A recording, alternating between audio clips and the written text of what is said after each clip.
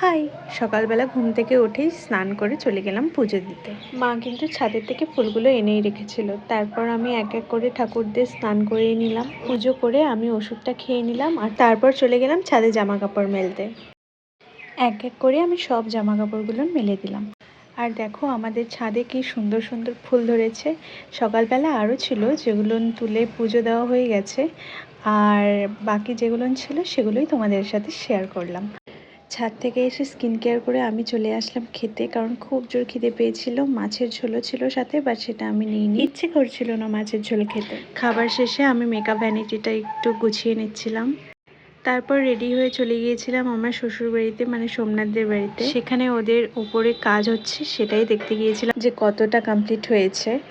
সোমনাথদের বাড়িতে একটা পুরোনো ডাম্বেল ছিল, সেটা দিয়ে ও দেখাচ্ছিল যে ও 15 বার এটা করতে পারবে, আর আমি যদি করতে পারি তাহলে ও আমাকে 200 রুপিস দিবে। তো আমি ওকে বললাম যে তুমি আগে করে দেখাও, তারপর আমি করব, কারণ ওই যদি না পারে তাহলে আমি ফাও ফাও কেন চেষ্টা করতে যাব। কিন্তু দেখলাম যে না, ও পেরে গেছে, বাট আমি লাস্ট অবধি পারিনি।